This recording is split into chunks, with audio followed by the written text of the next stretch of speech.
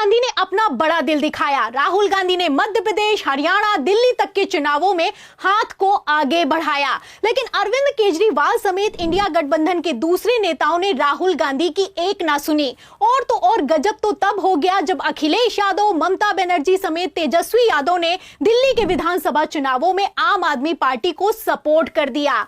अब ऐसे में सवाल ये खड़ा होता है कि क्या यही सपोर्ट करना भारी पड़ता हुआ नजर आ रहा है? प्लान तो था कि के इलेक्शन रिजल्ट आने के बाद तुरंत राहुल गांधी ने बहुत बड़ी घोषणा कर दी, जिसके घोषणा करने के बाद दिल्ली से लेकर यूपी तक दोस्तों हड़कंप मचा हुआ है। और तस्वीरें तो इस तरह की सामने निकल के आ रही हैं कि इतना बड़ा ऐलान होने के बाद भी बहुत सारे राजनीतिक नेताओं के अंदर हलचल मची हुई है। आखिर क्या कुछ राहुल गांधी ने कहा है वो तस्वीरें मैं आप लोगों के सामने रखूंगा, लेकिन एक बड़ा रीजन दोस्तों यहाँ पर दिल्ली को लेकर एक बड़ा जो सस्पेंस अभी तक बना हुआ है कि आखिर अरविंद केजरीवाल किस तरह से आ रहे हैं, उस मुद्दे पर भी इस वीडियो के अंदर बात की गई है। आइए इस वीडियो को शुरू से आखिर तक आप जरूर देखिएगा।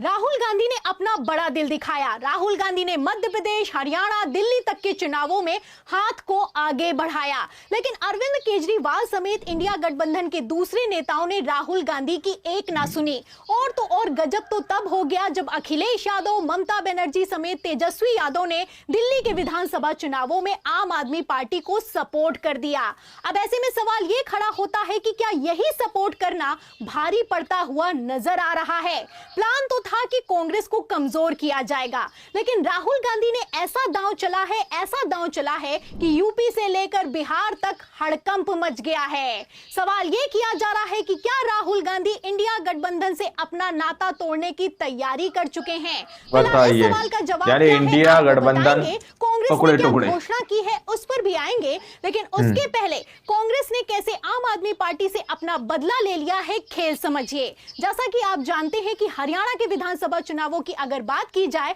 तो हरियाणा में राहुल गांधी ने बड़ा दिल दिखाते हुए आम आदमी पार्टी को 7 सीटें ऑफर की थी। राहुल गांधी ने बड़ा दिल दिखाया। हरियाणा के कई दिग्गज नेताओं ने राहुल गांधी को रोका, लेकिन फिर भी राहुल गांधी की तरफ से आम आदमी पार्टी को 7 सीटें ऑफर की गई, लेकिन आम आदमी पार्टी नहीं मानी तो नहीं मानी। आम आदमी पार्टी 10 सीटों को लेकर अड़ गई, जिसके बाद डील नहीं हो पाई और आम आदमी पार्टी ने हरियाणा के विधानसभा चुनावों में सभी सीटों पर अपने उम्मीदवारों की घोषणा कर दी। नतीजे आप जानते हैं कि आम आदमी पार्टी को हरियाणा के विधानसभा चुनावों में सीटें तो 0 आई, लेकिन वोटिंग परसेंटेज रहा 1.79%। अब यहीं पर पेच फंस गया है, यहीं पर खेला हो गया है। हरियाणा के विधानसभा चुनावों के नतीजे आप जानते हैं कि कुल सीटें होती हैं 90 और बहुमत होता है 46 का। इसमें भारतीय जनता पार्टी को 48 सीटें आई और कांग्रेस को 37 सीटें मिली। आप वोटिंग परसेंटेज देख सकते हैं, भारतीय जनता पार्टी को जो वोटिंग परसेंटेज है वो 39.94% है, वहीं कांग्रेस का 39.09% है। इसमें साफ दिखाई दे रहा है कि 1% का भी अंतर नहीं है, लेकिन भारतीय जनता पार्टी जीत गई है। आपको बता दें, हरियाणा के विधानसभा चुनावों में कांग्रेस को 37 नहीं बल्कि 47 सीटें आती। 10 सीटों पर क्लोज फाइट थी, लेकिन इन्हीं 10 सीटों पर आम आदमी पार्टी ने खेला कर दिया। 10 सीटों पर आम आदमी पार्टी ने खेल किया था दिल्ली विधानसभा चुनावों में, वही कुछ कांग्रेस ने करके दिखाया है। फिलहाल कांग्रेस ने तो साफ कह दिया है कि आम आदमी पार्टी को जिताना हमारी कोई जिम्मेदारी नहीं है, हम कोई एनजीओ खोलकर नहीं बैठे हैं। पहली बार नेशनल टीवी पर नाम लेकर बता देती हूँ, दीपेंद्र हुड्डा ने राघव चड्ढा जी को 5 सीटें ऑफर करी। आम आदमी पार्टी नहीं मानी, उन्होंने सारे चुनाव लड़ने का फैसला किया। अंततोगत्वा जो वोट शेयर हुआ, बीजेपी का वोट शेयर 39.9 था, हमारा 39.5 था। हम 0.4% वोट शेयर से वो चुनाव हार गए। आम आदमी पार्टी से तो हमने नहीं कहा बीजेपी की बी टीम में हमारे साथ रहते हैं फलाना ढिमकाना। आप उत्तराखंड क्यों गए, आप गोवा क्यों गए, आप गुजरात क्यों गए, आप महाराष्ट्र क्यों गए? तो आप देख सकते हैं ये कांग्रेस की तेज तर्रार प्रवक्ता सुप्रिया श्रीनेत्र हैं। उन्होंने लाइव टेलीविजन पर पहली बार घोषणा करते हुए बताया है कि किस तरीके से हरियाणा के विधानसभा चुनावों में भी आम आदमी पार्टी को संपर्क किया किया गया था, आम आदमी पार्टी को सीटों का ऑफर दिया गया था, लेकिन अरविंद केजरीवाल तब भी नहीं माने और दिल्ली के विधानसभा चुनावों में तो आप जानते ही हैं कि किस तरीके से 70 सीटों पर अकेले अपने दम पर आम आदमी पार्टी ने चुनाव लड़ने का फैसला किया। अब ऐसे में आम आदमी पार्टी चुनाव हार चुकी है। अगर वोटिंग परसेंटेज की बात की जाए तो यहां पर आप साफ देख सकते हैं कि जो हरियाणा में हुआ था वही कुछ दिल्ली के विधानसभा चुनावों में होता हुआ नजर आ रहा है। साफ दिखाई दे रहा है कि भारतीय जनता पार्टी का वोटिंग परसेंटेज है लगभग 45% के आसपास, आम आदमी पार्टी का है लगभग 43% के आसपास, वहीं कांग्रेस का वोटिंग परसेंटेज है 6% के आसपास। आप देख सकते हैं कि 2025 के दिल्ली के विधानसभा चुनावों में कांग्रेस का वोटिंग परसेंटेज 2% से बढ़ गया है। ऐसे हालातों में ये वोटिंग परसेंटेज किधर से किधर हो गया है समझने वाले अपने आप में समझते हैं। फिलहाल इन सब के बीच अगर सबसे तगड़ा किसी को झटका लगा है तो वो अरविंद केजरीवाल को लगा है। अरविंद केजरीवाल को दिल्ली के अंदर हो चुका है कि जितने वोटों के अंतर से वो प्रवेश वर्मा से हारे हैं उतना ही वोटिंग परसेंटेज संदीप दीक्षित को मिला है जो कि कांग्रेस के उम्मीदवार हैं। ऐसे में आप देख सकते हैं कि दिल्ली विधानसभा चुनावों में कैसे आम आदमी पार्टी ने अपने ही पैरों पर कुल्हाड़ी मार ली है। अब इसी को लेकर राजनीतिक विश्लेषकों से लेकर वरिष्ठ पत्रकारों का कहना है कि अगर अभी भी इंडिया गठबंधन ने कांग्रेस की अहमियत को नहीं समझा तो दिल्ली के विधानसभा चुनावों का असर बिहार और उत्तर प्रदेश के 2027 के विधानसभा चुनावों में भी होने वाला है। आपको बता दें इसी को लेकर मैंने दैनिक भास्कर के वरिष्ठ पत्रकार केपी मलिक से बातचीत की है और उन्होंने बातचीत के दौरान बड़ा खुलासा किया है। खुलासा करते हुए साफ कह दिया है कि अगर इस बार उत्तर प्रदेश और बिहार में इन लोगों ने अपनी भूल को नहीं सुधारा तो कांग्रेस अपना गठबंधन तोड़ सकती है। बिहार में भी इंडिया गठबंधन के जो घटक दल हैं, वो कांग्रेस हो चाहे आरजेडी हो, अगर यही गलती बिहार में ये लोग करते हैं तो वहां भी वो दिन दूर नहीं है जब भारतीय जनता पार्टी की सरकार बनेगी।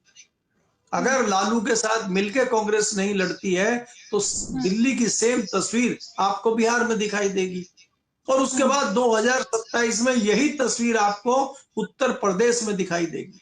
यूपी के अंदर उत्तर प्रदेश में समाजवादी पार्टी के साथ कांग्रेस का गठबंधन नहीं होगा, मैं बहुत दिनों से कह रहा हूं। और कांग्रेस को ये लगने लगा है कि जो उसका वोट इन छोटे छोटे दलों ने छीन लिया था कांग्रेस का, अब समय आ गया है कि कांग्रेस वो अपना वोट वापस ले। क्योंकि अगर हम यूपी की बात करें, यूपी में दलितों को जो मायावती ने खींच लिया था, मायावती जी अब समाप्त हो चुकी हैं, तो दलित वो और जो पिछड़ा वोट है मायावती का वो कांग्रेस में जाने के लिए तैयार है। दूसरा, अगर कांग्रेस लड़ती है, कांग्रेस को यह दिखता है कि उसके लिए बहुत अच्छा मुफीद मौका है, वो पिछड़ों, दलितों और मुसलमान के एक चंक को तोड़ लेती है तो उसको रिवाइव करने में बड़ी आसानी होगी और दो नेशनल पार्टियों की लड़ाई होगी। अकेले समाजवादी पार्टी उत्तर प्रदेश से भारतीय जनता पार्टी को बाहर करने की हैसियत में नहीं है। तो सुना आपने, जाने माने पत्रकार हैं, वरिष्ठ पत्रकार हैं, दैनिक भास्कर के पॉलिटिकल एडिटर हैं केपी मलिक। उन्होंने हमारे चैनल से बातचीत के दौरान खुलासा करते हुए ये बताया है कि अगर दिल्ली विधानसभा चुनावों की तरह आरजेडी ने बिहार में इसी गलती को दोहराया और अखिलेश यादव ने उत्तर प्रदेश में सेम गलती की तो अंजाम भुगतना पड़ सकता है। फिलहाल कांग्रेस की तरफ से तो घोषणा कर दी गई है कि हम कोई एनजीओ नहीं है। ऐसे में आपको क्या लगता है, क्या दूसरे घटक दल अपना बड़ा दिल दिखाएंगे? आपकी क्या राय है दिल्ली के विधानसभा चुनावों पर? आपको क्या लगता है, क्या दिल्ली विधानसभा चुनावों का असर बिहार और यूपी के विधानसभा चुनावों पर होगा? इस सवाल के जवाब में, इस पूरी रिपोर्ट पर आपकी जो भी राय है हमें कमेंट बॉक्स में जरूर लिखें। वीडियो को ज्यादा से ज्यादा शेयर करें, हमारे चैनल को लाइक करें, सब्सक्राइब करें, ज्वाइन करें। फिर मिलती हूँ अगली खबर के साथ, तब तक के लिए धन्यवाद। दोस्तों, आप लोगों ने इस वीडियो को शुरू से आखिर तक देखा। वीडियो के अंदर साफ तौर पर बात की गई है कि किस तरह से यहाँ पर एक बात तो स्पष्ट की जा रही है कि बिना कांग्रेस के कहीं पर भी चुनाव लड़ना कहीं ना कहीं उस पार्टी को हानिकारक हो सकता है जो पार्टी अकेले दम पर चुनाव लड़ने की कोशिश करेगी। यानी कि सीधे तौर पर यह कहा जा रहा है कि अभी इंडिया के अंदर भाजपा के सामने कोई भी एक ऐसी पार्टी नहीं है सिवाय कांग्रेस के जो भाजपा को टक्कर दे सके। इसलिए कहीं भी अगर आपको चुनाव लड़ना है तो आप कांग्रेस के गठबंधन में ही चुनाव लड़ेंगे। और सीधे तौर पर यह कहा जा रहा है कि गठबंधन से राहुल गांधी बाहर निकल सकते हैं अगर राहुल गांधी यानी कांग्रेस पार्टी की बात नहीं मानी गई। जो आप चुनाव आने वाले हैं दोस्तों, जैसे यूपी के अंदर, हरियाणा के अंदर, यूपी के अंदर और बिहार के अंदर अगर वहां पर गठबंधन के साथ और कांग्रेस पार्टी की बात की सहमति से अगर चुनाव नहीं लड़े जाएंगे तो कहीं ना कहीं राहुल गांधी गठबंधन से बाहर निकल जाएंगे। तो ये एक बड़ा झटका दोस्तों, यानी कि फिर तो तस्वीर इस तरह की हो जाएगी कि भाजपा को सत्ता से बाहर करना एक बहुत मुश्किल रास्ता हो जाएगा विपक्षी नेताओं के लिए। बाकी आप लोगों ने इस पूरी रिपोर्ट को देखा सुना, आप लोग क्या सोचते हैं, क्या समझते हैं, अपनी राय कमेंट सेक्शन में जरूर दीजिएगा। फिर अगली वीडियो में, जब तक के लिए जय हिंद, जय भारत।